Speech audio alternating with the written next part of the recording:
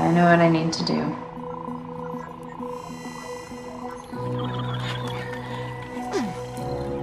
Showtime synergy. All right. Hello, everybody, and welcome back to I'm glad today because we have two and returning guests, but we also have two new guests today, and we're going to talk about, in our opinion, the criminally underrated and often overlooked musical Gem and the Holograms.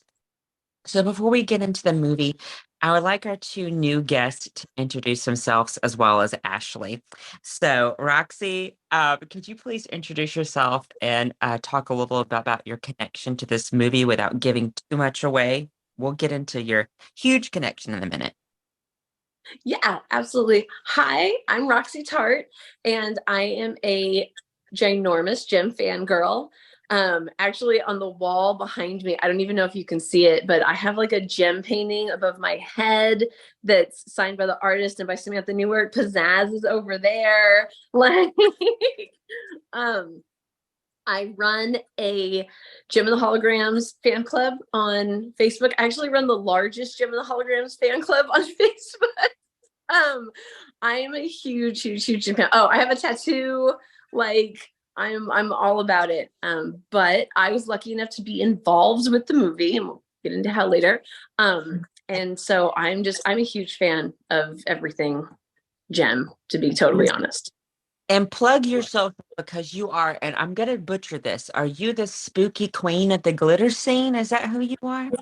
Something like that. I don't people keep giving me these titles and I keep changing my Insta bio. Every time someone gives me a new like cool sounding title, I'm like, oh, I'm gonna put that on my Insta bio.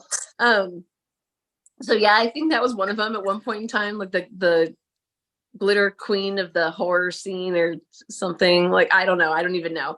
But okay, so I'm actually a life coach. That is what I do for a living. And I focus on positivity and self-care and self-confidence and that kind of stuff. So that's what I do. Really so yes, so this is our next new guest. If you want to introduce yourself and talk about your connection to this right quick, and then we'll move on to. Wait, are you talking about me? Or okay. So when I was really young, James would make me watch, well, not make me, have me watch the old Gem. And so when the new one came out, I was like, oh, okay, yeah, I'll watch this one. It's something new. It's for people my age, kind of. And I don't know, it's a really good movie. I haven't really seen a movie like that incorporates music into it as well as the Gem movie does. And I'm really surprised that it didn't get a sequel because I thought it would, especially since the music was so good and like the characters were just really nice and they portrayed them really well. I love the movie. All right. And I'm her uncle, so she forgot that, but I am her uncle. That's my oldest, so that's who made me an uncle. Mute your microphone. Okay. And then Ashley. An oldie but a goodie. It's me. I am sorry. It's late for me. I'm an old lady. Ashley Scout. I was a part of the Earth Girls Are Easy, Teen Witch, and Josie and the Pussycats episodes. I watched Gem when I was just a wee sprout. I would stay with my grandmother, and she had all the premium awesome channels. And I just fell in love with Gem and Kimber and Aja, and also all of the Misfits. So I used to watch it and I just wanted to be them. And I'm pretty sure the show in general, I mean, look at me right now. Like I already owned all of this. So it definitely influenced, the colored hair of my past and just being truly outrageous along with like Cindy Lauper. So I want to approach this differently than, because I mean, this movie is really important to me. And some try to not separate Gem and the Holograms, the television series, from this movie, and a lot of quote unquote fans do. But because I felt that I'm such a supporter of this film, I sort of just want to approach this differently than I usually do, instead of just talking about a cult musical.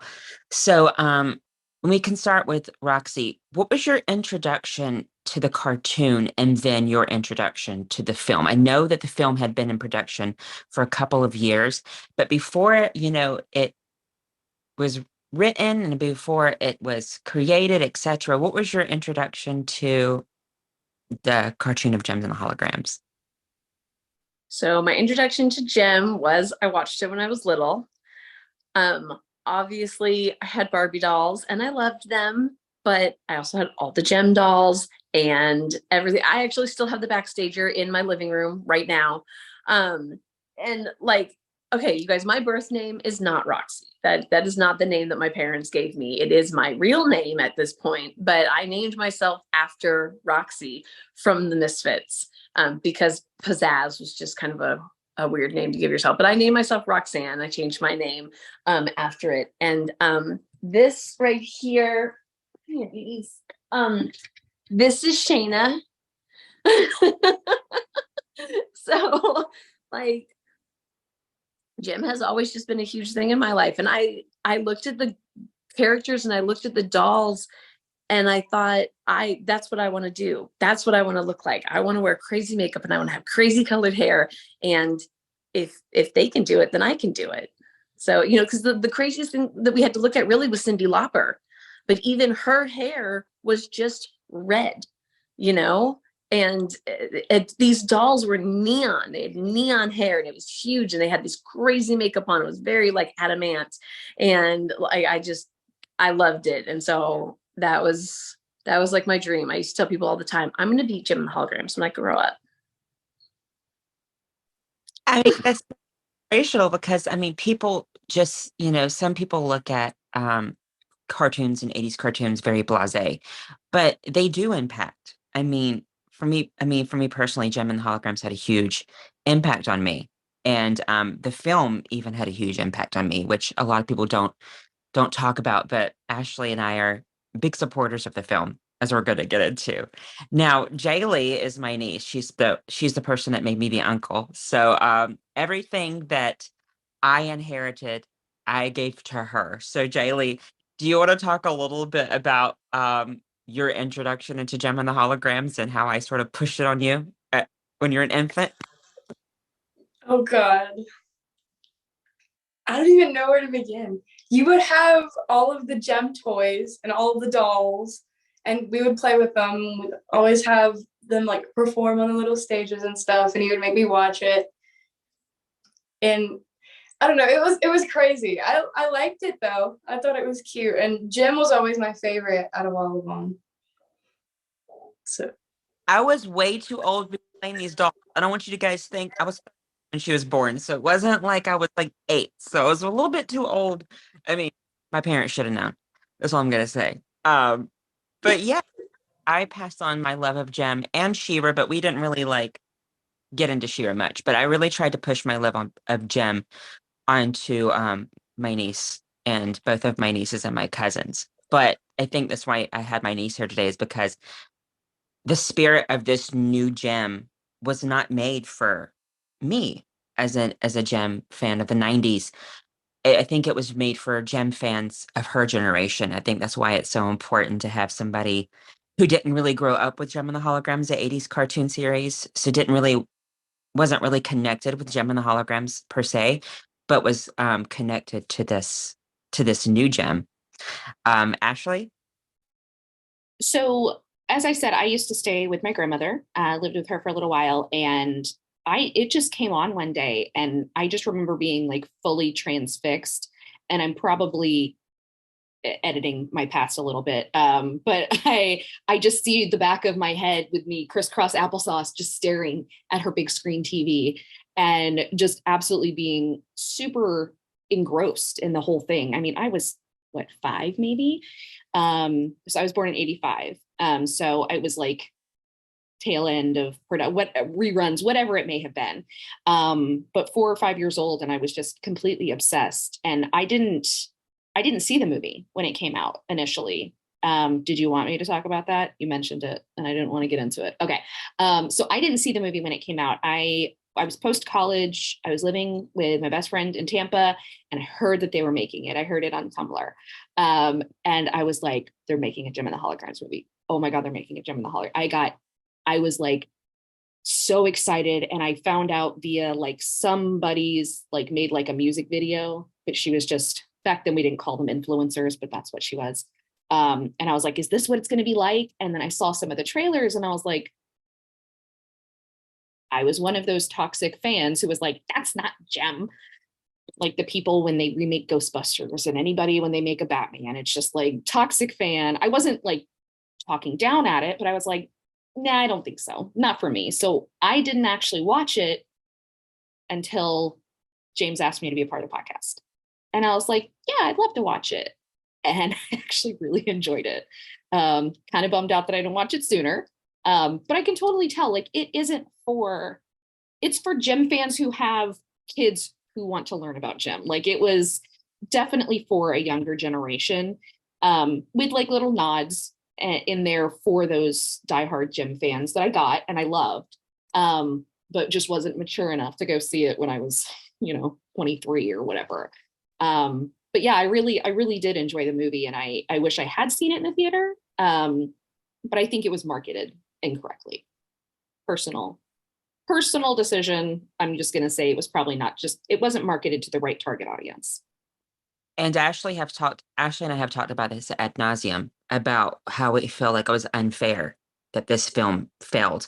But I don't want to get into the negative. I want to get into what this movie means to me now and means to a lot of people now and what it should mean to people now.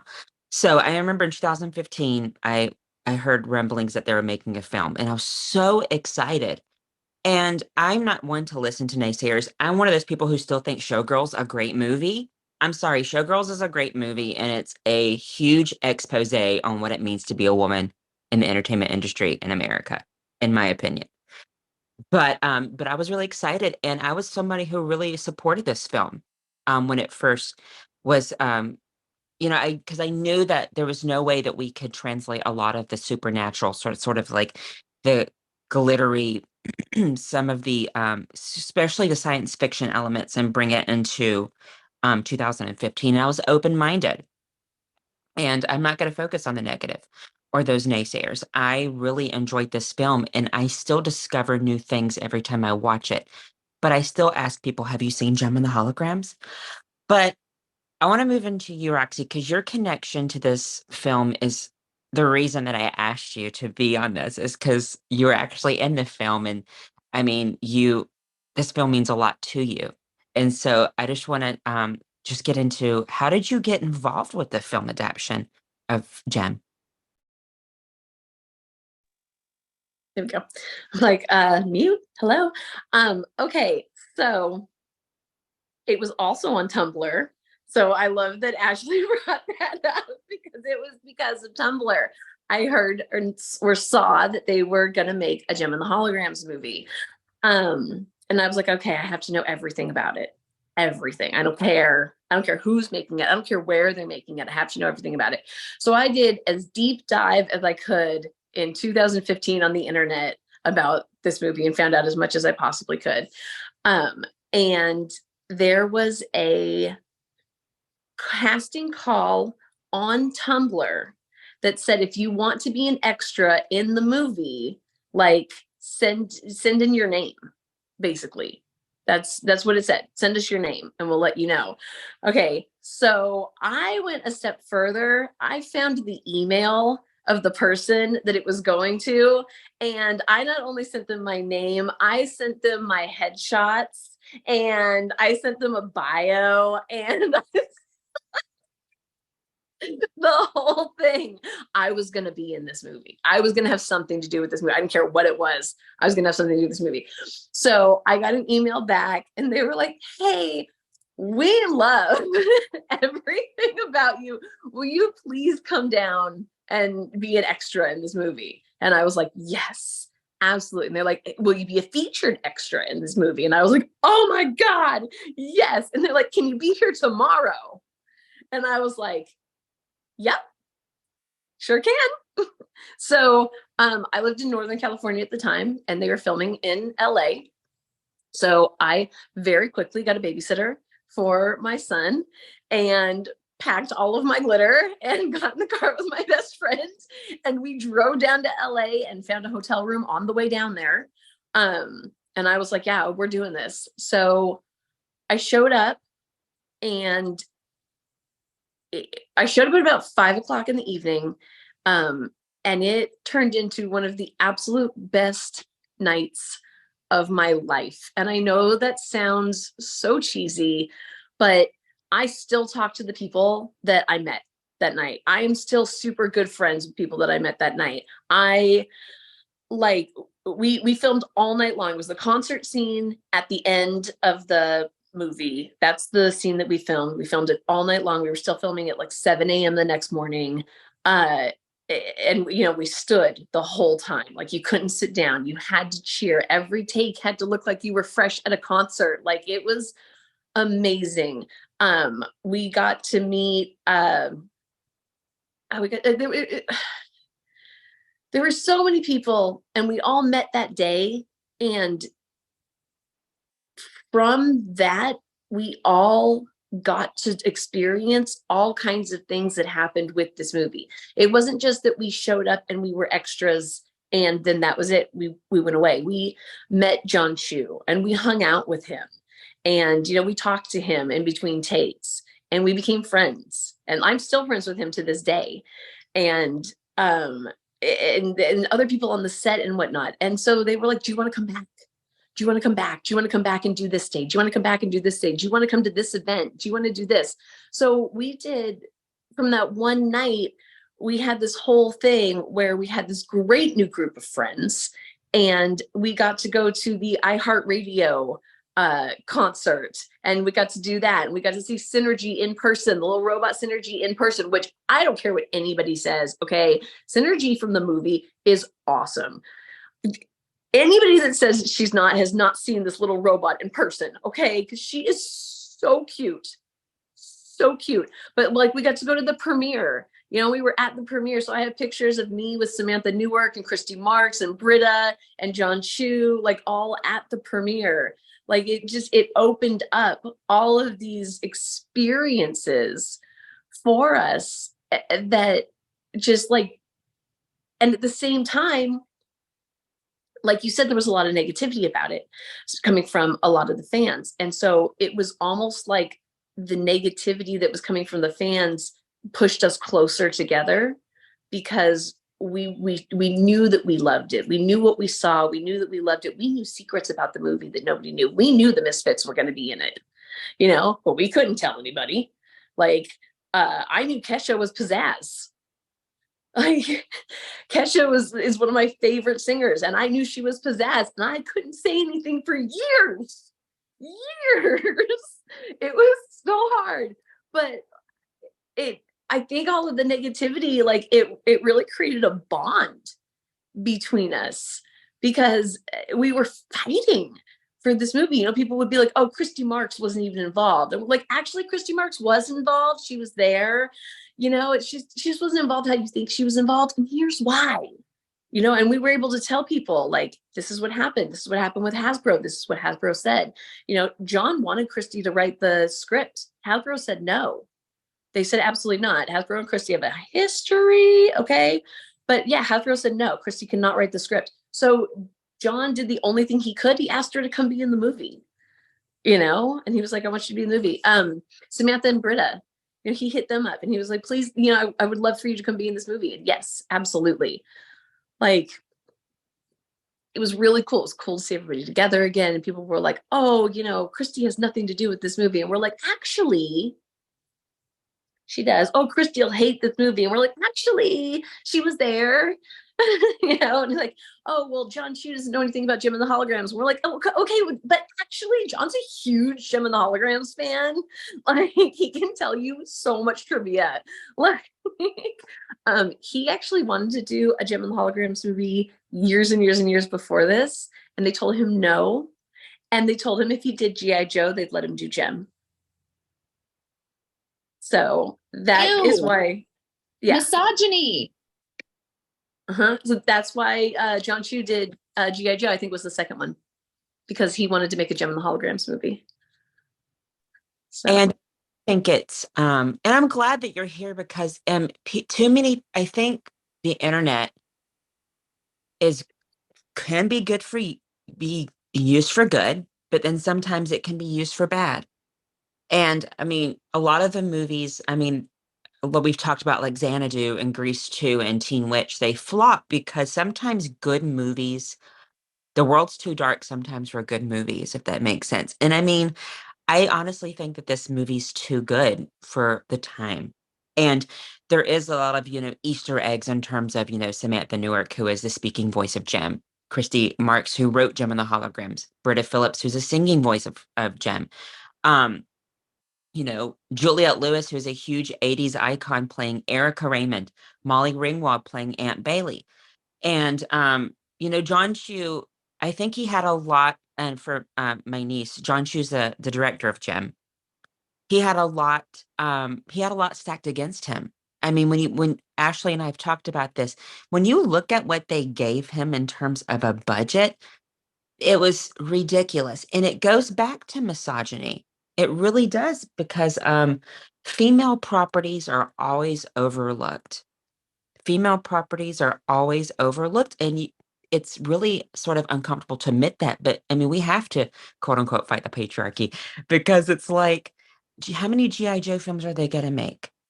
How many female properties are often overlooked? And Gem and the Holograms is much more complex than G.I. Joe. Specifically Hasbro, look at Transformers. No, I don't want to look at Transformers ever again, for the love of God. I'm also a huge Transformers fan. I also have a Transformers tattoo. It's a cartoon. Great, but there are too many movies, just like there are too many Spider-Men. Right, but it is a great way to look at it, because Transformers got all this money and all this stuff and all of this love, and then Gem and the Holograms got nothing. But I can also tell you, and like you know what? I don't care anymore. We're just gonna talk. Hasbro hates Gem. Like, they just do. They have. Now, the old guard at Hasbro is going out, and there's a new, whole generation coming in. So that could change, and that would be amazing. But historically, they don't like Gem. They don't feel that she sells. Barbie did better, so Gem sucks, obviously. Like, no, that was their whole thing. The movie flopped, and that was their proof that nobody wanted to see Gem. It's bad. I'm not gonna lie. It's bad. It's so silly to base anything on Barbie. Like, I own Barbies, straight up. I have no, you were talking about being too old to own dolls, James. Like, no. But like, Barbie is like in a whole different realm. But like, the merchandising for the original Batman made more money for Jack Nicholson than anything else. So like, toys can still do not as well as Barbie and do well. And I mean, the fact that they wouldn't let her write the script shows that they didn't like it. They wouldn't, the studio wouldn't give them money. Like, it was doomed because of that, not because of the script or the performances or the music or anything like that, and the marketing. It's not Gem's fault. Okay, everyone, go watch it. It is, and I think it's because girl properties. I mean, Rainbow Bright. There's people nowadays who don't know who Rainbow Bright is. My Little Pony came back, but I think it was done. I think Hasbro is. I'm glad that Mattel. I wish Mattel would have owned Gem, because I like how they brought back Monster High, which I also really love, and now Monster High is like flying off the shelves. So I call bullshit on them saying that female properties can't sell. I call bullshit on it. And I think Gem had so much stacked against it in terms of not only the cartoon, because Ashley and I have talked about this. Gem and the Holograms, it was almost impossible for it to be released on DVD. And then Rhino Records went out of business and didn't release the rest of it. So you can only like half of the collection. And I don't know what they have against Gem, I guess because it didn't she wasn't as innocent as Barbie, or she wasn't as complicit as Barbie was. I don't know. Jem was really Barbie badass. got pregnant and she and Ken weren't married, so Barbie Badass. got pregnant and she and Ken weren't married. So talk about it. Whatever. Well, Jerica was a strong, independent woman who owned a company, on Who her helped own. girls. She ran a record label. She ran Starlight House. This was a role model who also happened to be a fabulous rock star, and that was just not something that people were ready for. That wasn't a girl's part in the world. Shira was also in charge, but it was different. And Rainbow Bright was in charge of the Color Kids, but it was different. Jericho was too real. Right? And when the movie came out, there was lots of, I don't know who was in charge of marketing, but I tell people all the time, they're like, oh, well, I didn't have this, I didn't have this. And I'm like, if you actually dig and listen to interviews with John M. Chu, he's like, this was never the plan for this just to be the only Jem and the Holograms movie. There was supposed to be that synergy. The small robot was supposed to be part of some big mechanism. It was supposed to be, I don't know much about it, but I know that he said that little synergy was supposed to end up being this synergy here. And that, it wasn't just supposed to stop there. And then Pizzazz, I think the sequel might have been called Rise of the Misfits, or if that was just a fan name, but it wasn't supposed to stop there. But people, toxic fans, took the bait and then didn't allow this to happen. Before we get into Jaylee and her experience with this movie, do you know anything about that? The Easter eggs are planted in that film, and you have to really watch that. There was some ideas. I mean, Jerica's father, he wasn't, in my opinion, he wasn't just some inventor. He had something to do with something bigger. And I think, I heard in interviews that maybe Erica Raymond would have known, maybe possibly would have known Jem's father. And that and so there's a scene when Erica comes into the office and Synergy goes and hides, that possibly Synergy knew her. I don't know, Roxy. I'm just trying to, I know I'm thinking too much about it, but people just didn't give it a chance to become the Jem that we loved. And I think, James, you and I talked about it. This felt like an origin story. This was Jem origins. And then we were going to get the Misfits. We were going to get big synergy. We were going to, see so much more. Who brings Kesha in if it's just for a cameo? No, you make a movie about it. I'm getting goosebumps. I got so excited when they it ended and it's that mid credit and they show up and I was like, Misfits. My roommate was like, what? I was like, it's gonna be the Misfits. Misfits are gonna show up. And they did, and it could not have been better unless we got a second movie. And it's heartbreaking that we get this origin story, and some origin stories, little bit of a slow burn. That's fine. Yes, there's a scavenger hunt. I love scavenger hunts. And no, that wasn't in the story. Yes, she is younger, but she can grow into the Jem / Jerica that we know if people didn't poop on it so much. Yeah, Rise of the Misfits actually has a script. I don't know if you guys know that or not, but there's a script. It's done.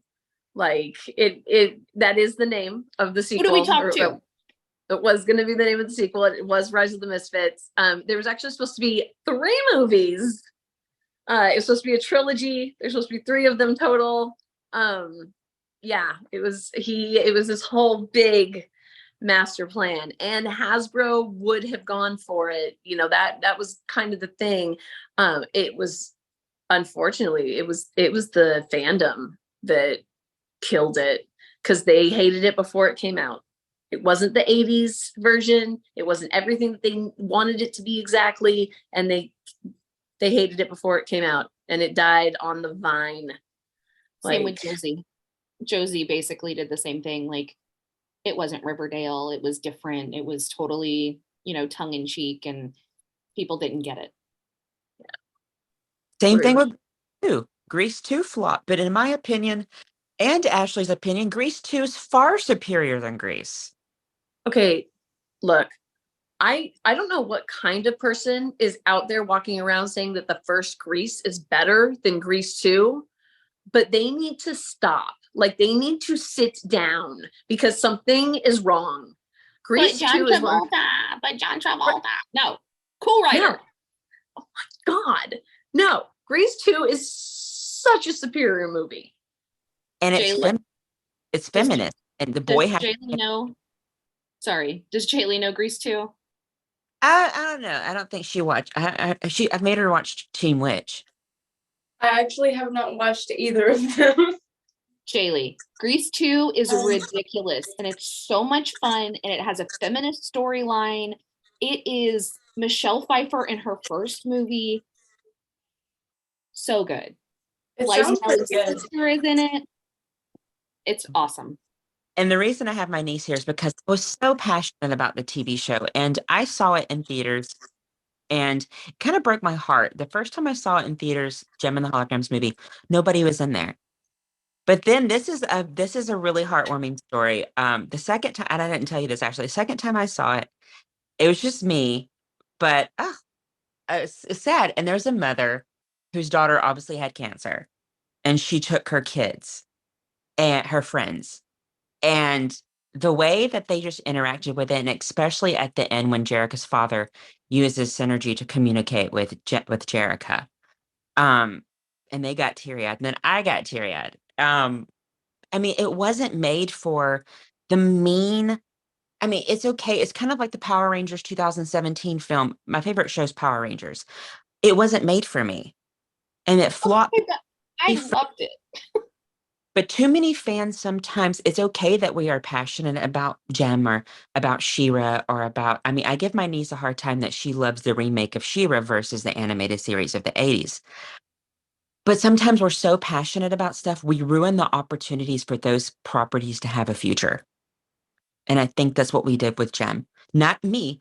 I defended Gem and I'm like, guys, I mean, go see it. The music's great. Go look. I mean, look at the second. I know the first trailer Universal tried to tease, but the thing is that they didn't put any science fiction elements in the first trailer, and they're like, "Where's synergy and this, and this?" And I'm like, and they didn't give it a chance. And I think it's like this is before TikTok, and I talked about this. This could have happened now. Gem and the Holograms came out in 2015. This is before TikTok. People do become famous overnight from TikTok. People are offered record deals overnight with TikTok. And I guess it was ahead of its time because YouTube was a thing, but now with TikTok, this could absolutely have happened now. But also, it did happen with YouTube.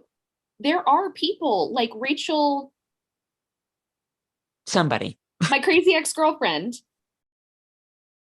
Why can't I remember her name? Anyway, the woman who wrote Crazy Ex-Girlfriend and stars in Crazy Ex-Girlfriend started on YouTube. Bo Burnham started on YouTube. Like, people did start. So it's not completely far-fetched that this would even happen. It's just because it happened to a young, sweet girl who's kind of shy. And it's like, no, that can't happen. Yes, it can.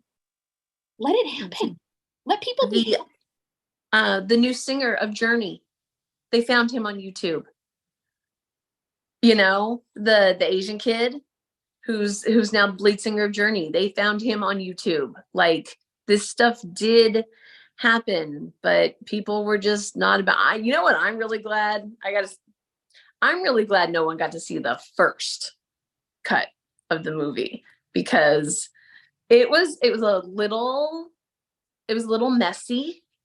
And because it was the first cut, obviously it was the first cut. So it was a little messy. And you know, the fan parts where they put in the fan videos and stuff, that was a huge thing that John really wanted to do, was he wanted to include the fans in the movie. And so he had to figure out how he was going to include the fans in the movie. And so every one of those videos was a video that was sent in by Gem fans to be in the movie. But that part, it was kind of all over the place, and it was all over the movie in like the first cut. It was really weird. It was a little messy. It was really weird. It was kind of odd. Every time they went somewhere new in LA, it was like a Google Maps thing. Like that when it was weird. But by the time it came out in the theater, like, I loved it. I thought it was awesome. And me and my friends got all dressed up and we went to go see it. So I mean, I saw it quite a few times in the theater, but we were the only ones in there. We got all dressed up as the Misfits, and I made my boyfriend dress up as Eric Raymond, and we went to the theater, and we were the only ones in there. I actually, opening weekend of the movie, I got back together with the group of people that I had met filming the movie. A big group of us got together in LA, and we went and we saw it together opening weekend. So that was fun. I don't even remember if there were other people there or not. I don't care. Like, I have no idea if there was anyone else in the theater. And the premiere was so much fun. We yelled, we screamed, people cheered. Like, it was unbelievable. It was everything. Like, this was it meant so much to us, and we loved it, and we loved John, and we loved these girls. Like, we spent all night long with these girls, and they could have been terrible, and they weren't. In between takes, they would sit down on the stage and hang out with us and talk, and they took selfies, like, because we weren't supposed to have our phones. We did anyways, and I have a few pictures, but they had their phones, and so when they found out we didn't have our phones, they took pictures. They took pictures with us and took selfies and took pictures of the crowd, and they were like, when we can, we'll post them so you guys have them. Like, they were just, it was such a good experience. And then we came out of it, and we were so hyped, and the backlash hit, and it was just heartbreaking. These girls got ripped apart online, and for no reason. They are so talented. Like, the music is not bad. No. The voices are not bad. Like, I love her voice. So, like, the fact that they were, and also it's like blaming a waitress for the food. They don't make the food. These girls didn't write the script. They didn't, it's not they're doing a job, and they did a good job. And so the fact that they were torn apart breaks my heart. That's so sad. But then I think the important thing is why I brought my niece here, is that for our generation and a little bit younger or a little bit older, they were like, this is not my gem, this is not that. And we had so many preconceived ideas of what it wanted to be, that we were selfish for this property, that we felt like we owned it and we had the rights to it ourselves. But yet my niece connected with it, and she loves it. And to her, if you say gem and the holograms, she knows of the cartoon gem, but this is her gem, and this is her generation. This is who it was made for. So, Jaylee, did you just want to talk about why you love this film?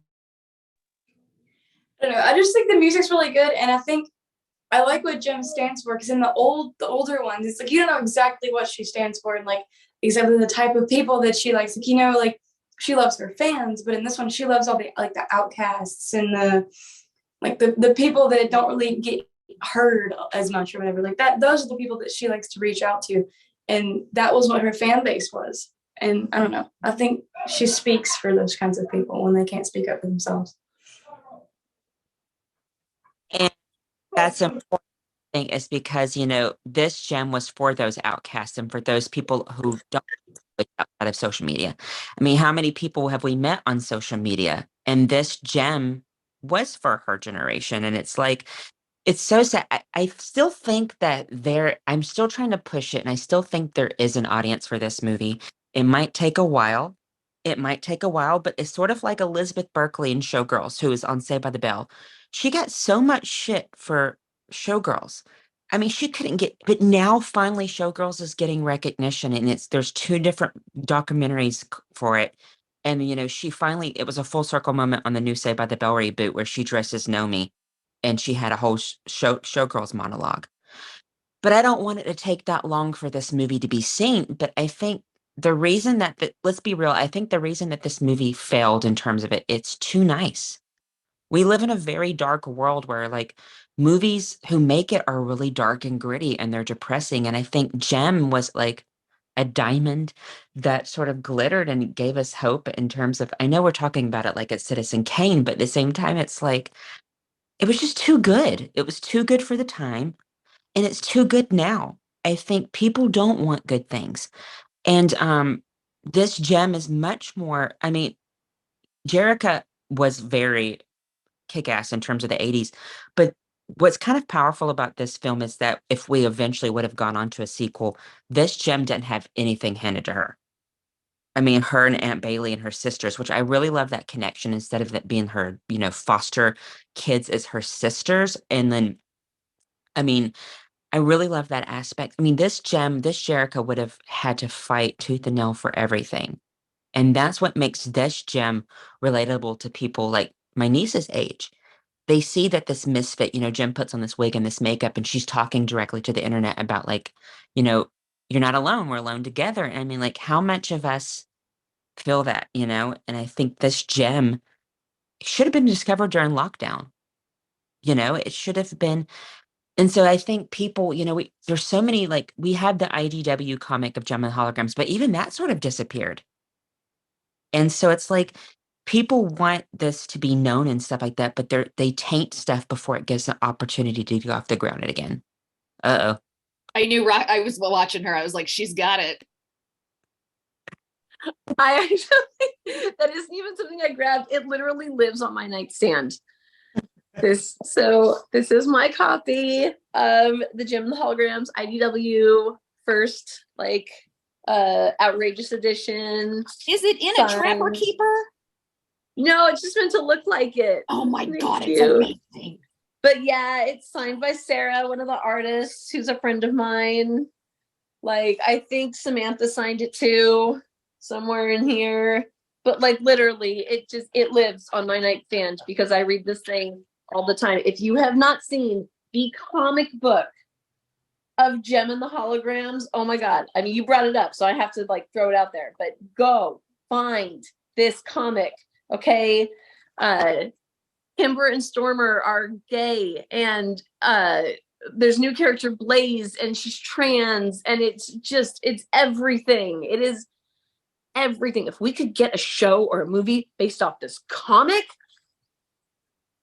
James and I talked about that too. Like how this could have been like a limited series. It could have been 10 episodes to kind of draw out the whole thing and aim it towards those Riverdale people who like the Riverdale, and whoever they may be.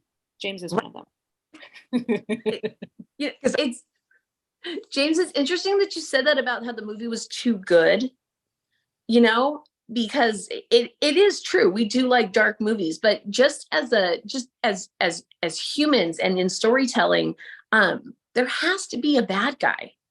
And there have to be like stakes, like real stakes. If a movie or a story of any kind is going to do well, you have to be worried about your hero, and there has to be a bad guy. And Erica, yeah, Erica was the bad guy, but like, she's just kind of a businesswoman in LA.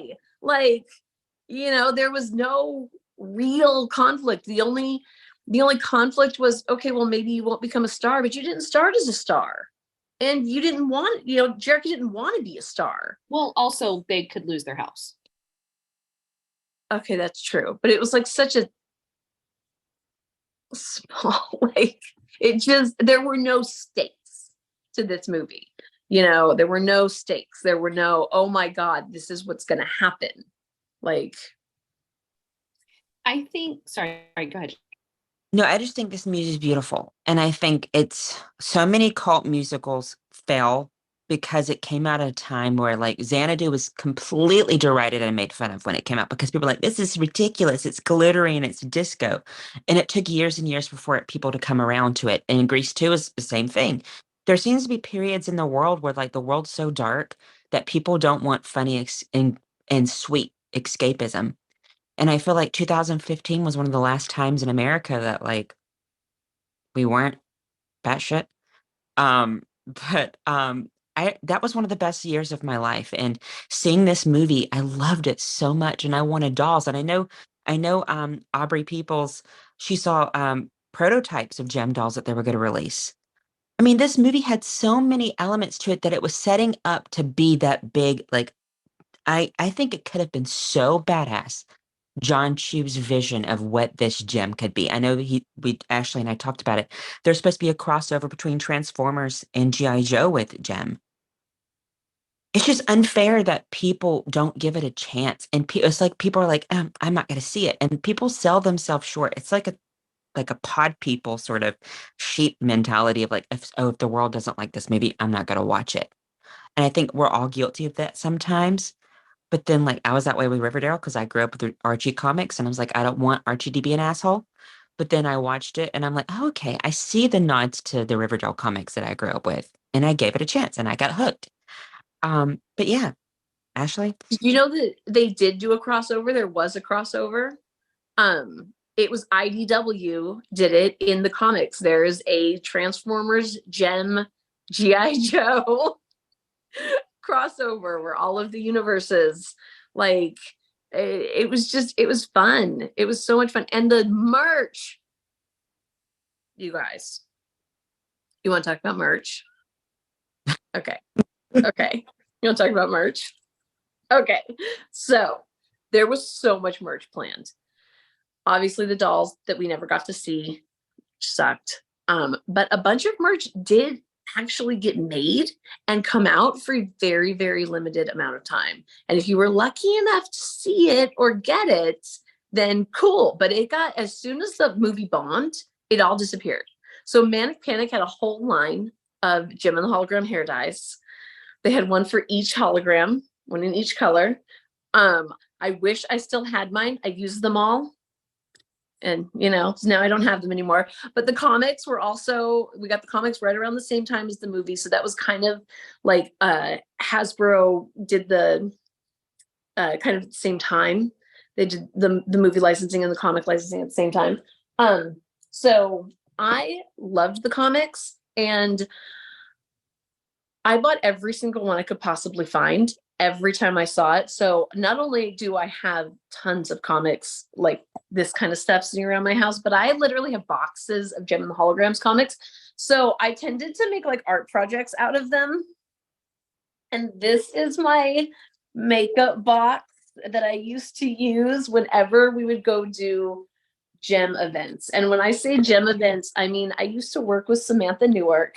We used to travel around the country together and do conventions, and I would dress up as Gem or as Pizzazz at her booth and get people to come to the booth. We had the best time. I have so many amazing Samantha Newark stories. But the other thing that hardly anybody saw was Sephora put out an entire Gem and the Holograms makeup line. So this is the lip gloss, still in the package, of course. Here's the eyeshadow palette. Look at this. Wait. This is what I'm wearing. All of my eye makeup is from the Gem and the Holograms eyeshadow palette tonight. Be still my heart. My lipstick, hold on, is the Sephora Gem and the Holograms lipstick. Let's see. Here's another eyeshadow palette still in the package, and another eyeshadow palette still in the package. I have people hit me up all the time. They're like, do you want to sell your Gem makeup? I'm like, no, go away. Please go away. Lipstick still in the package. Let's see, another lipstick still in the package.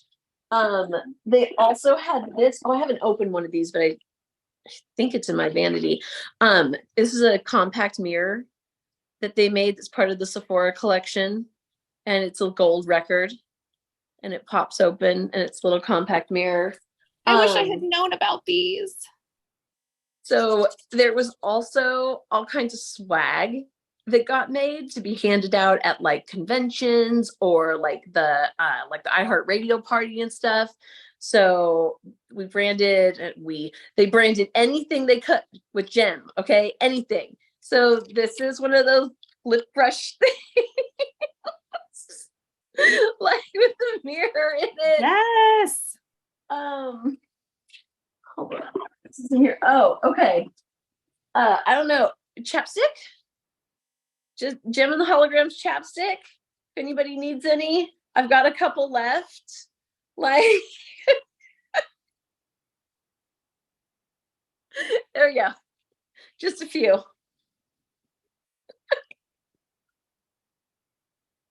But the thing is important to show that like I wish people, we don't have a crystal ball obviously, but I wish the people who stopped this film, I mean, Gem of the Holograms is kind of like voting for somebody you don't want to vote for, but you don't want the alternative. So you're like, let's just go and let's make this change happen.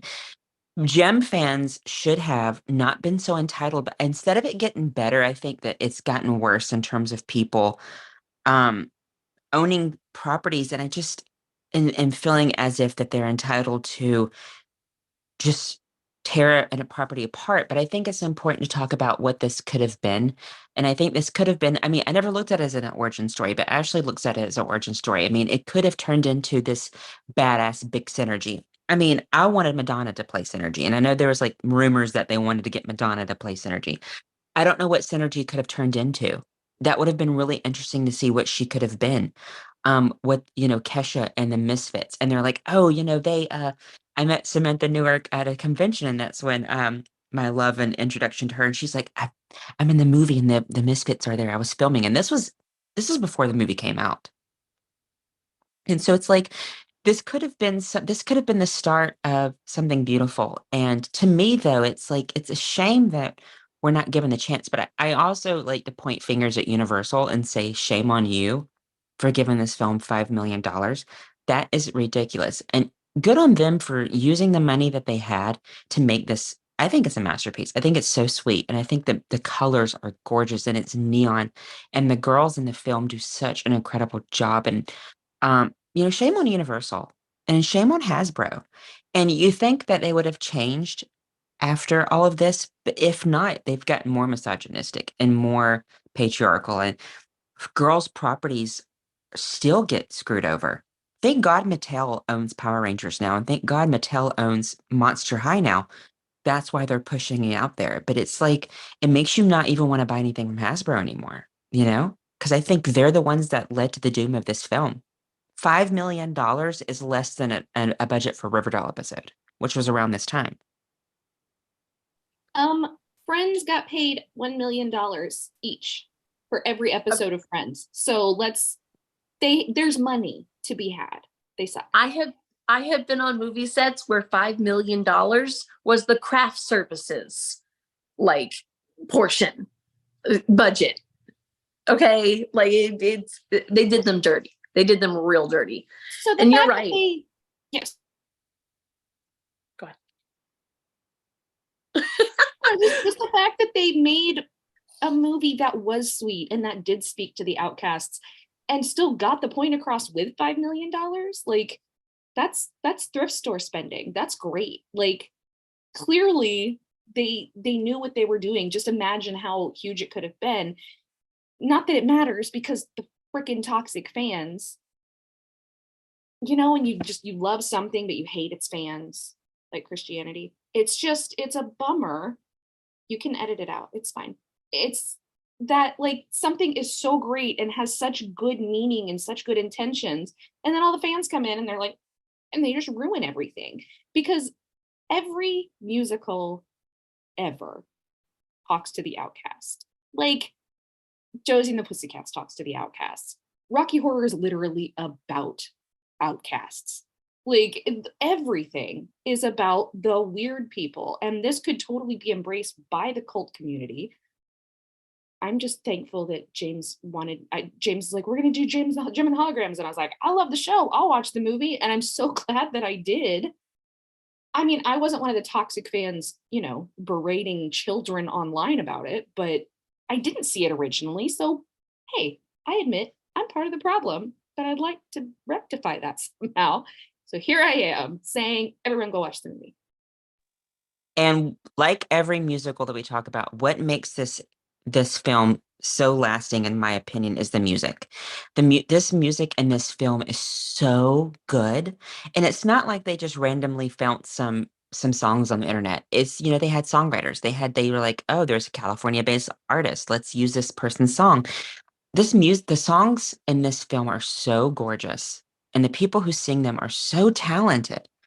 We got Heart, Alone Together, Hit Me Up, the way I was, I'm Still Here, Young Blood. Those are great songs. And the music is what, to me, keeps this movie alive. I could care less about the plot holes. And I knew it's because of budgetary reasons. And I knew it's because they had to make the best of what they could do. Um, but the music in this film is so good. And the way they film the music. I mean, every song in this film is filmed as if it's a YouTube or an MTV music video. I mean, The Way I Was is so gorgeously done. Jaylee, the pink wig, the short pink wig. That's her favorite song, I think. That's my favorite song from it. I love that song so much. Like literally, when it comes to movies that have like music in them and stuff, that's the best one I've ever seen so far, ever. And it's meant for her generation, and it's like We Got Heart that showcases that all of them can sing, and then Alone Together. I mean, and even Young Blood is so catchy. But the music, yeah, the music is what makes this, in my opinion, such a great film. It's amazing music. And like, I mean, I know it's bad now, but at the time, Scooter Braun was the one who did the music. This was a Blumhouse, John Chu, Scooter Braun, like the talent that was in this. John Chu went, he went a little underground right after this and then busted out with Crazy Rich Asians. Okay. Like, hello, now he's doing Wicked. Okay. Like, and Scooter, as much as he is problematic, he represented some of the best talent, and Blumhouse, like, dude, they have made a name for themselves. The talent and that was in this movie. Haley Kiyoko is amazing, and like she's so good. She's so good, and she's so talented, and Aubrey is so talented, and the music was so good, and it was just it's just so upsetting that it didn't. I don't know. It wasn't received better because it was so good. Like, so your favorite song, Jaylee, that was filmed in a parking structure. Yeah. That's crazy. How did they do that? So the whole thing was filmed inside a parking structure, basically on like the third floor of a parking structure. The crowd is just all standing around, like where parking spots are. The lights are behind her. She's standing on a riser. It's about this tall off the floor. She's just standing on a black riser, and the lights are behind her. But that is a parking structure in downtown LA. That's where that was filmed. Crazy. That's awesome. I was gonna say again, you guys were talking about how like it has so much potential and it's kind of like an origin story. I feel like people got so mad that it wasn't the old gem. They didn't watch her grow. Like they could have shown her older and her as the gem that they know, like, or more like her. And they didn't give it the opportunity to do that. They were like, no, that's not her. Exactly. But my nieces and my cousins who are the same age as Shelly, they don't consider it a bad movie. If I talk about Gem and the Holograms, this is the Gem and the Holograms that they connect with. Because, in the 80s, you got to think it was the Reagan era, it was the Thatcher era. So they needed some sort of badass feminist cartoon to come in to be like a woman could do everything. And to be sad, I mean, this is kind of sad, but, this is in 2015 where we kind of had hope that a woman could do everything. I mean, legitimately, that was, and this is a snapshot of a time in my life where I was really, really happy. But also, the way that this movie's filmed, especially the music videos, it feels very 80s. Some of those like late night TV 80s films, it feels very 80s. I mean, Molly Ringwald, Juliette Lewis, who chews up the scenery in this film. Every scene that Juliette Lewis is in, I mean, she acts like she's getting paid $30 million for each scene. I mean, she's very crystal. No crumbs. But that's Juliette Lewis. Like, it's in her blood to be in anything 80s. She was like, oh, I didn't get the part of Lydia in Beetlejuice. I will be in anything 80s from here on out. Thank you very much. And she's the scene where she walks up to the house and kicks the skateboard out of the way, like that was all her. Like, I love her so much. And a lot of people in the Gem fandom didn't like that Eric Raymond became Erica Raymond. And that was super problematic as well, because she did an amazing job. And I am one of those people that if you are going to change, like if you're going to change the sex of a character, do it for a good reason. You know, as long as there's a good reason, I'm down. I'm totally cool with it. And as long as it's done well, I am so good with it. No man could have played Eric Raymond like she played Erica Raymond. She was perfect. Perfect. She's the villain, Jayla, you know, the one that tries to take away Jerica's. Yeah, everybody says my mom looks like her.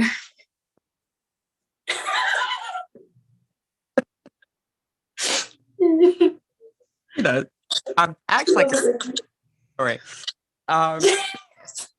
Rico Pacheco, I mean, sorry, not Rico Pacheco. I can't even think today. Rio Pacheco. He's so gorgeous in this movie too. I mean, and what I like about him is that, you know, he's still kind of dumb in terms of like, I like that. This is only focused on the female characters. And Ashley and I have we theorized that we don't know. And I know we keep harkening back to this unmade sequel, but I think it's really important to talk about in terms of this movie. What could Synergy could have done? Like, would she have transformed Jerica and her sisters to be different? Would she have, what would the holograms come into play? But I don't think it matters. But I mean, I just wish that the sequel could be turned into a graphic novel, but fans just tore it up. And I mean, fans who, for all intents and purposes, want to call themselves Gem fanatics, but they even don't even own Gem on DVD and haven't watched it since 1986. You know, like people who tore apart this movie and, like you said, bullied these actresses online. These young girls, who probably some of them are minors, so shame on you. Um, those people just have no shame. But I don't think that movie was made for them. But like Grease 2 and Teen Witch and Earth Girls Are Easy, these kinds of movies connect to a certain kind of soul, I think. Outsiders and outcasts and people who believe in the goodness in people and people who believe in the goodness of the world still. I mean, Jem highlighted the good in people. And I think it's just beautiful. And I think it's not there yet, but I think I don't want it to get the resurrection that Showgirls got, where it's like it's so bad that it's good. I don't want this movie to get that. If that's what it's gonna take, like with Xanadu having the musical that makes fun of it and the Showgirls being resurrected as the camp classic. Showgirls was not supposed to be campy. It's supposed to be a very, very dark expose of real life prostitutes and real life strippers. I mean, it's real. Like the directors of Showgirls interviewed, and everything they told them made it in the script. I don't want Gem and the Holograms. I don't want this film to be very a la Rocky Horror where people make fun of it. If that's what it's going to take, then I would rather it stay in the shadows and be discovered by people who give it a second chance. But that leads, I guess, into the final question is, what do you hope? I guess you can't really, to my opinion, you can't separate Gem and the Holograms TV show or this particular movie. You can't. What do you hope the legacy is going to be of this, if anything? And now this is just all around for you know, he's doing Wicked. We know how the fans of Wicked are. Very serious. I assume after Crazy Rich Asians, obviously he's got some pull, he's got some clout, so people are going to go see it. They're going to love it. It's going to win awards. The cast looks amazing. I hope people discover Gem through that. And they're like, wow, a musical? Has he done an Gem and the Holograms? Like, I know people who don't even know this movie was made. I was like, yeah, Gem and the Holograms. We're like, oh, the show? And I was like, no, the movie. There's a movie? Same with Josie. But I'm going to stop talking about Josie, but maybe him making, making Wicked will maybe reveal that to people, and people who love musicals are going to go back and be like, oh, let me watch this teen movie, gem. It has Molly Ringwald. It has some names in it. It has music.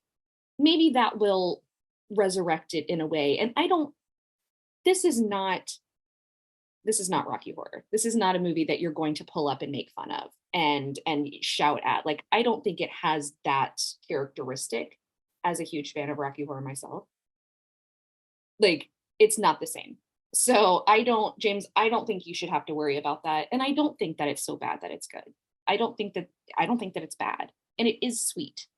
Like, and sometimes we need sweet. We need happy endings sometimes. It can't all be My Favorite Murder and serial killer documentaries, even though I love those too. So I really hope that maybe Wicked brings Gem back into the light. Well, also, you guys said Blumhouse was working on it, and they're making a Five Nights at Freddy's movie right now from February to April, and that's going to be really big. So when people get into that, like, Blumhouse just picked that up. So they're going to get pretty big. What is it called? Tell me again. It's Five Nights at Freddy's. It's based off of a video game, like a murder mystery kind of thing.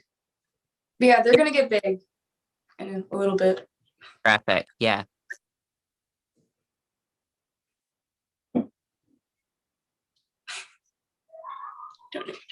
Oh, sorry.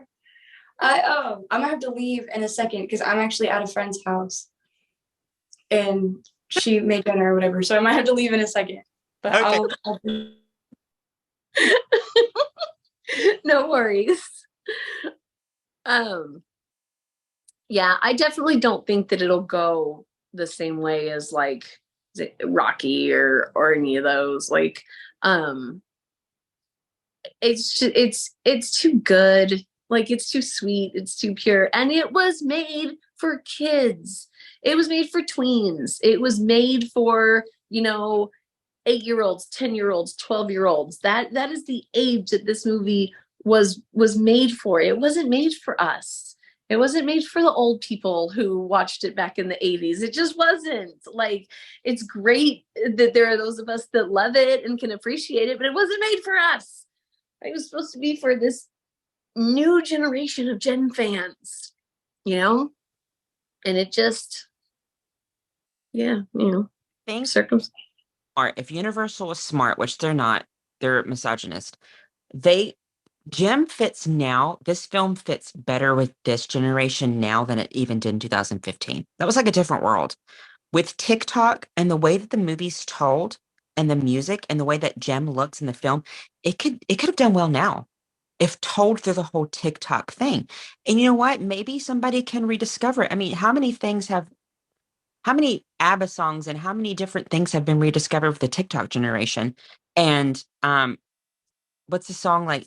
Remember Teenage Dirtbag that came back? And I'm like, what? That song's popular again? And Angel Eyes from ABBA?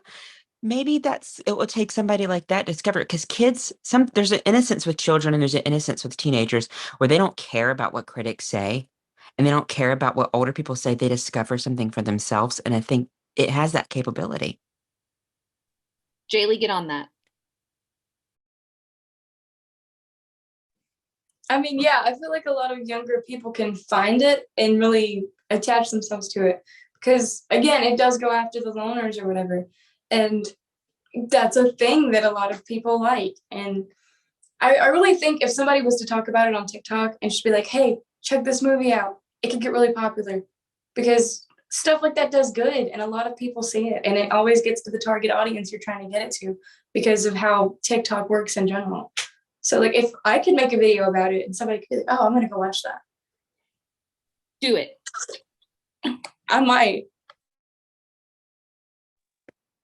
But long story short story long, this movie's great. It doesn't deserve the negativity that it got. People need to be terribly open-minded with this film. And once they go into it, they're like, this is actually good. And I wish people, I think especially with like men and especially with like older fans of properties, they are just so married to something. They need to be open-minded and to realize that, it's okay to watch a kid's movie and love it because the world needs movies like Gem and the Holograms now. And we don't need any more dark properties. Reason the Power Rangers movie flopped because people are like, it's too dark. But I'm like, then you complained that Gem was too light. People were just never satisfied. And I think if it finds its audience, I don't know, it deserves so much more than it got. And I wish that if not this Gem, hopefully we can get something a la She-Ra reboot that Jaylee likes or Riverdale. I mean, Gem could be really cool as a dark Riverdale series or the IDW comic book. It needs more. Gem could work in this generation. In this generation, I know the whole tagline was every generation has a voice, but this generation really doesn't have a positive voice. And I think this movie, the world, especially the world we live in now, needs something like this. Gem and the Holograms needs to come back. And especially with the 80s nostalgia and the 90s nostalgia, Gem needs to make a comeback because it's like, you know what? It's okay to be a girl. It's okay to be gay. It's okay to have pink hair. It's okay to be glittery and to be, truly outrageous. It's okay. And it's like we need that. I know I'm like I feel like I'm one of those Jerry Lee Lewis telethons. He was like begging people to send money.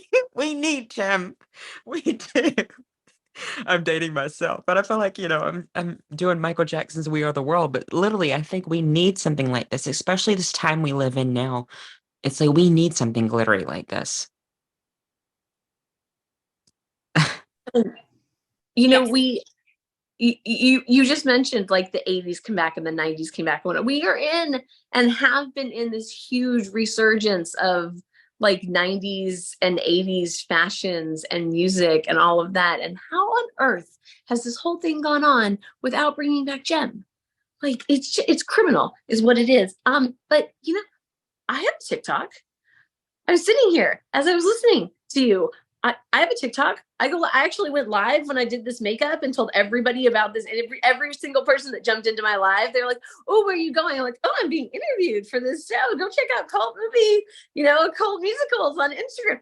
But like the whole thing. But I go live on TikTok all the time. I post TikToks all the time. I'm gonna start making Gem and the Holograms TikToks and using the music from the movie because why not?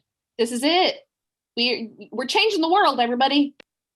And one of the And most somber things and the sweetest things, and I'll end with this is after Samantha Newark, she kept my friend on Facebook and I almost fell out. I did fall out. But I contacted this is before I had this blog. When this movie didn't do well, Facebook Messenger, I messaged John M. Chu and Aubrey, and I was like, I don't care what people say. This movie means so much to me. This movie is so sweet. And they both responded with the kindest messages. And John M. Chu's message was something about like, keep the spirit alive. It was a very short thing. He was like, thank you, brother. Keep the spirit alive. And I don't know. It's a casualty of the world we live in. I mean, it's just like if the world changed its mindset, I think that I have hope for the younger generation. I do that would embrace something like this. I have hope that, we can have something I mean, because I always give my niece a hard time about the Gem reboot. I mean, not Gem reboot, the She-Ra reboot, because I'm like, that's not She-Ra. I do that to her all the time. And as The thing with the whole She-Ra reboot is it adds more depth to the characters, just like Gem kind of did. It gives it more depth and it makes it good for the next generation while not completely making it bad. If you like the old one, like it's still good in its own way. And you need to give it a chance and quit it. He watched like maybe one episode. It's a good show. And it's got a lot of gay rep Calling in you it. out. She's calling you out. she's right though. She's 100% right. I'm a huge She-Ra fan. I love the old She-Ra, but the new She-Ra, it has so much that we didn't get, and it's not for us. It is for a new generation, but it's still, someone took this property that we loved once upon a time and breathed all of this new life into it and gave it more than it had and what this younger generation deserves to have. in a cartoon. And the absolute same thing could be done with Jem. And I'll just say, I'll leave it at this, especially with all the things that are going on in the world in terms of the fight for women's rights and the fights for this and this. What better time for Jem to come around and make her comeback than this time where I give younger people, I'm like, them young people, but they're like, they're much more vocal and fearless than I was growing up because I couldn't be fearless of being a little gay kid in the South. But they're much more fearless than I was. And, especially with the, women and all kinds of reproductive rights and LGBT rights, etc. What better way for Jem to come back and somebody to market it like that, of being like, this is this badass female who doesn't take no for an answer and owns her own record company, and she has a gay friend, and she doesn't need, it's like Synergy's like her Zordon from Power Rangers, but this is pre-Power Rangers. I mean, she doesn't get her power from some male figure. It's a woman. It's so female centric. And it makes you wonder what goes on behind the scenes at Hasbro. That's all I'm going to say. It makes you wonder why they don't like Jem. So just like why Disney doesn't like Jessica Rabbit and sort of has scraped Jessica. Owns it. Oh, I love Jessica Rabbit. They took her off of, anyway, not getting into it. I like that you said like that they just don't like Jem, or like you wonder why they don't like Jem, because all the other ones like She-Ra, it's like, oh, she's got magic, like that's not real. She's got magic. She can do that. Same thing with like the Disney princesses. Like no one's a princess anymore right now unless you're in like England or whatever where you live. And it's like Jem is real. Anyone can just be Jem. You can go and do what you want, and they don't like that. Yes, exactly. It's, yes, there's synergy, but like she's a girl fucking doing, excuse me. She's a girl doing it. And that's like, oh, we can't have that. God forbid. Maybe Jem fans should band together and do something on their social media to push not only this, but Jem the Holograms period as a property. Because I don't just equate Jem and the Holograms with the TV show. There's a comic book, there's the movie, and 2015 was almost 10 years ago. I know it's scary to think about, but I'm like, this generation deserves a Jem, and it could totally take off the way that She-Ra and the Princesses of Power and the new Voltron took off. So let's keep our collective glittery fingers crossed. Yeah. Well, I mean, and if you're on Facebook, come join the Jem fan group. Because I swear we're still here. We really are. It's a whole community. We're here. Was that a I'm still here? Which you were in the concert at the concert? Maybe. Could have been. Oh my God, I've heard that song like 800 times. And every time it was a banger. But I think they might actually do something else with it, because like you said, Voltron, it did really good until the last season, and then they changed the script, they ruined the show, and everybody got mad. Well, now recently, like last year, the ending of last year near Christmas, word was going around that they're making a live action movie and they're bringing it back after they made all those fans mad and people didn't like it anymore. So, I mean, maybe Jem can come back. I don't know. They just got to get away from Hasbro's claws, to be honest. That's the only thing is, like, Mattel, the reason Power Rangers is doing so well now is because Power Rangers is owned by a different company. So as soon as they get away from a company that doesn't appreciate it, then it can do better. Is there anything that you want to leave, any quote, any song lyric that you want to leave this episode on and put it out in the glittery ether, so to speak? I will say my quote I want to end is there's a story written in the stars that makes it worth it just to bear these scars. That's a fucking deep lyric for a Gem and the Holograms song. That's deep.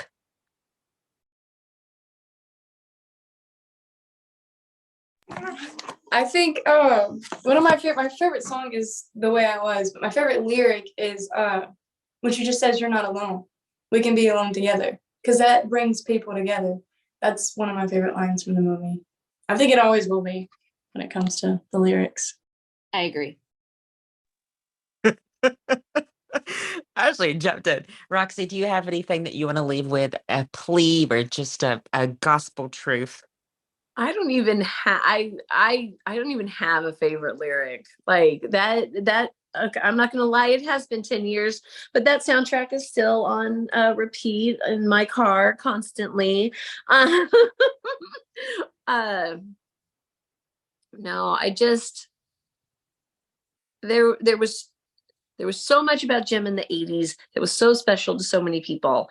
And then when this new movie came out, it had the opportunity to be that kind of special to a whole new generation. And so did the comic, and and we could still have that. We still love Jim. There is still a huge Jim fandom out there. It's not Transformers huge, whatever. But like, we also don't have 18 movies that were like multi-billion-dollar movies. But it still could be a thing if it was given its proper chance. And so I feel like for any Gem fans out there, anybody who watched it in the 80s, anybody who hated the movie, even if whether you saw it or not, like, I think more important than anything, just think back to the cartoon and how important it is to just be a good person, be kind and give things a chance and give the new generation a chance, because that's what it's all about.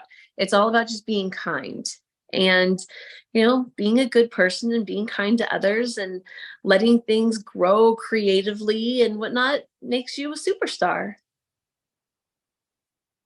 You sound like a Gem pianist at the end of the episode. I was like, just listen, and I was like, that's Gem speaking, and then seeing your pink hair, and I can't see without my glasses anyway. It was just like, I feel like Gem's telling me to accept that I want to go and be a better person. I mean, what Gem tells us, Yeah. Drama, and Gem was, besides, kind of, I would be that kind of person that would have both of my identities fall in love with my significant other. I like that sort of twist. I think that was great. But I like how I will just end with this. I like how in the IDW comic he finds out that Jerica is Gem. I do like that. And in the movie, he knows that Jerica's Gem. So I really like that twist and stuff like that because I don't know. But this movie and Gem and the Holograms, the world needs this movie now. The world needs Gem and the Holograms, I think, now in my generation. I'm tired of living through history. I'm tired of living through every textbook history chapter. So like I think the world needs something like Gem, and I'm not gonna say Gem's gonna change the world, but goodness and kindness will. And that's what Gem represents, and that's what Showgirls represents. I don't know. It is glittery, but that's what Xanadu and Grease too. And I think that's what those move and Teen Witch. It represents goodness and escape from reality, and we all need that. We all need an escape from reality. So I just hope Gem comes back sometime in the near future as something, as some version of Gem needs to come back. Some sort of Gem, if it's even just a television series or something. We need Gem in this world right now. We need the pink glitter and the glamour. We need all of it. And she means more to people, she being a figure that's everything. I think she means more to people than people realize. I don't know, for me personally, she does. That's why yeah. Every generation needs glamour and glitter, fashion and fame.